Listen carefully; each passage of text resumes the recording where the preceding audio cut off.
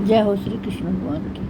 18वें अध्याय का शेष भाग। यया तो धर्म काम्यार्थान् धृत्या धारते अर्जुन प्रसंगेन फलाकांक्षी धृति सा पार्थराजसी। हे पृथा पुत्र अर्जुन, फल की इच्छा वाला मनुष्य जिस धारण शक्ति के द्वारा अत्यंत आसक्ति से धर्म, अर्थ और कामों को धारण करता है, वह धारण शक्ति राजसी है।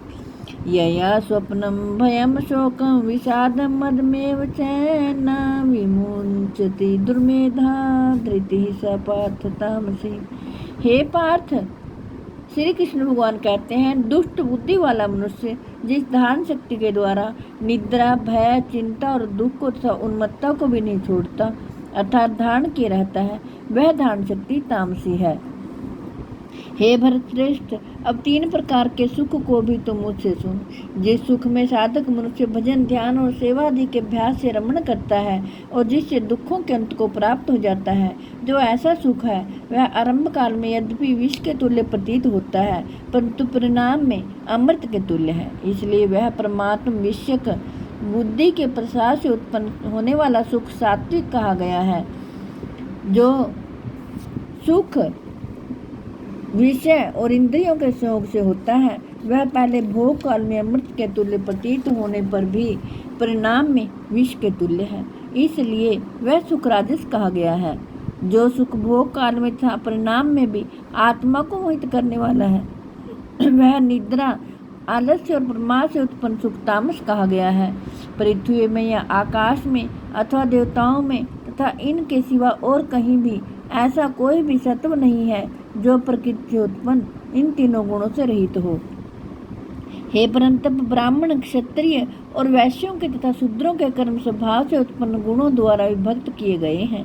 अंतःकरण का निग्रह करना, इंद्रियों का दमन करना, धर्म पालन के लिए कष्ट सहन करना अथवा बाहर भीतर से शुद्ध रहना, दूसरों के अपराधों को क्षमा करना, मन, इंद्रियों और शरीर को सरल रखना, वेद शास्त्र, ईश्वर और परलोक आदि में श्रद्धा रखना, वेद शास्त्रों का अध्ययन, अध्यापन करना और परमात्मा के तत्व का अनुभव करना, ये सब के सभी ब्राह्मण के स्वाभाविक कर्म हैं।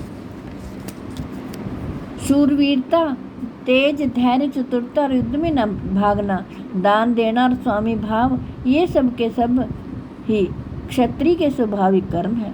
खेती, गोपालन और क्रय विक्रय रूप सत्य व्यवहार, ये वैश्य के स्वाभाविक कर्म है। सब वर्णों की सेवा करना शूद्र का भी स्वाभाविक कर्म है। अपने अपने स्वाभाविक कर्मों में तत्परता से लगा हुआ मनुष्य भगवत प्राप्ति और परम सिद्धि को प्राप्त हो जाता है। अपने स्वाभाविक कर्म में लगा हुआ मनुष्य जिस प्रकार से कर्म करके परम सिद्धि को प्राप्त होता है, उस विधि को तो सुन। जिस परमेश्वर से संपूर्ण प्राणियों की उत्पत्ति हुई है और जिससे यह समस्त जगत व्याप्त है, उस परमेश्वर के अपने स्वाभाविक कर्मों द्वारा पूजा करके मनुष्य परम सिद्धि को प्राप्त हो जाता है। श्री कृष्ण भगवान कहते हैं, अच्छी प्रकार आचरण किए हुए दूसरे के धर्म से गुण रहित भी अपना धर्म श्रेष्ठ है, क्योंकि स्वभाव से नियत किए हुए सब धर्म रूप कर्म को करता हुआ मनुष्य पाप को नहीं प्राप्त होता। एतवे कुंती पुत्र, दोष युक्त होने पर भी सहज कर्म को नहीं त्यागना चाहिए, क्योंकि धुएं से अग्नि की भांति सभी कर्म किसी न किसी दोष से युक्त हैं। सर्वत्र आसक्ति रहित बुद्धि वाला, परिहार रहित और जीते हुए अंतःकरण वाला मनुष्य सांख्य योग के द्वारा उस परम नैतिक कर्म सिद्धि को प्राप्त होता है, जो कि ज्ञान योग की परनिष्ठ है। उस नैष्कर्म सिद्धि को जिस प्रकार से प्राप्त होकर मनुष्य ब्रह्म को प्राप्त होता है, उस प्रकार को हे कुंती पुत्र तू संक्षेप में ही मुझसे समझ। विशुद्ध बुद्धि से युक्त तथा हल्का, सात्विक और नियमित भोजन करने वाला, शब्द आदि विषयों का त्याग करके एकांत और शुद्ध देश का सेवन करने वाला, सात्विक धारण शक्ति के द्वारा अंतःकरण और इंद्रियों का संयम करके मन, वाणी और शरीर को वश में कर लेने वाला, राग द्वेष को सर्वथा नष्ट करके भली भांति दृढ़ वैराग्य का आश्रय लेने वाला तथा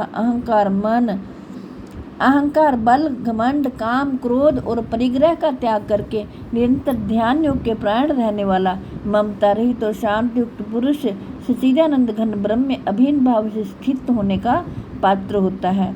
फिर वह सच्चिदानंद घन ब्रह्म में एक ही भाव से स्थित प्रसन्न मन वाला योगी ना तो किसी के लिए शोक करता है और ना किसी की आकांक्षा ही करता है।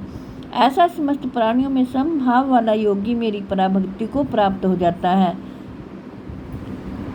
जय हो श्री कृष्ण भगवान। उस पराभक्ति के द्वारा वह मुझ परमात्मा को मैं जो हूँ, जितना हूँ, ठीक वैसा का वैसा तत्व से जान लेता है तथा उस भक्ति से मुझको तत्व से जानकर तत्काल ही मुझ में प्रविष्ट हो जाता है। मेरे परायण हुआ कर्मयोगी तो संपूर्ण कर्मों को सदा करता हुआ भी मेरी कृपा से सनातन अविनाशी परम पद को प्राप्त हो जाता है। सब कर्मों को मन से मुझ में अर्पण करके तथा संबुद्धि रूप योग को अवलंबन करके मेरे परायण और निरंतर मुझ में चित्त वाला हो। श्री कृष्ण भगवान कहते हैं, उपयुक्त प्रकार से मुझ में चित्त वाला होकर तू मेरी कृपा से समस्त संकटों को अनायास ही पार कर जाएगा, और यदि अहंकार के कारण मेरे वचनों को ना सुनेगा तो नष्ट हो जाएगा, अर्थात परमार्थ से भ्रष्ट हो जाएगा। जो तू अहंकार का आश्रय लेकर यह मान रहा है कि मैं युद्ध नहीं करूँगा, तो तेरा यह निश्चय मिथ्या है, क्योंकि तेरा स्वभाव तुझे जबरदस्ती युद्ध में लगा देगा। हे कुंती पुत्र, जिस कर्म को तू मोह के कारण करना नहीं चाहता, उसको भी अपने पूर्वकृत स्वाभाविक कर्म से बंधा हुआ परवश होकर करेगा। क्योंकि हे अर्जुन, शरीर रूप यंत्र में आरूढ़ हुए संपूर्ण प्राणियों को अंतर्यामी परमेश्वर अपनी माया से उनके कर्मों के अनुसार भ्रमण कराता हुआ सब प्राणियों के हृदय में स्थित है। हे भारत, तू सब प्रकार से उस परमेश्वर की शरण में जा। उस परमात्मा की कृपा से ही तू परम शांति को तथा सनातन परम धाम को प्राप्त होगा। इस प्रकार यह गोपनीय से भी अति गोपनीय ज्ञान मैंने तुझसे कह दिया। अब तू इस रहस्युक्त ज्ञान को पूर्णतया भली भांति विचार कर जैसे चाहता है वैसे ही कर। संपूर्ण गोपनीय से अति गोपनीय मेरे परम रहस्युक्त वचन को तू फिर भी सुन। तू मेरा अतिशय प्रिय है, इससे यह परमहितकारक वचन मैं तुझसे कहूँगा। मनमना मद भक्तो मद्याजी माम नमस्कुरु मामे वैश्यसी सत्यम ते प्रति जाने प्रियोसी में। हे अर्जुन, तू मुझ में मन वाला हो, मेरा भक्त बन, मेरा पूजन करने वाला हो और मुझको प्रणाम कर। ऐसा करने से तू मुझे ही प्राप्त होगा, यह मैं तुझसे सत्य प्रतिज्ञा करता हूँ, क्योंकि तू मेरा अत्यंत प्रिय है। संपूर्ण धर्मों को अर्थात संपूर्ण कर्तव्य कर्मों को मुझ में त्याग कर तू केवल एक मुझ सर्वशक्तिमान सर्वाधार परमेश्वर की शरण में आ जा। मैं तुझे संपूर्ण पापों से मुक्त कर दूंगा। तू शोक मत कर।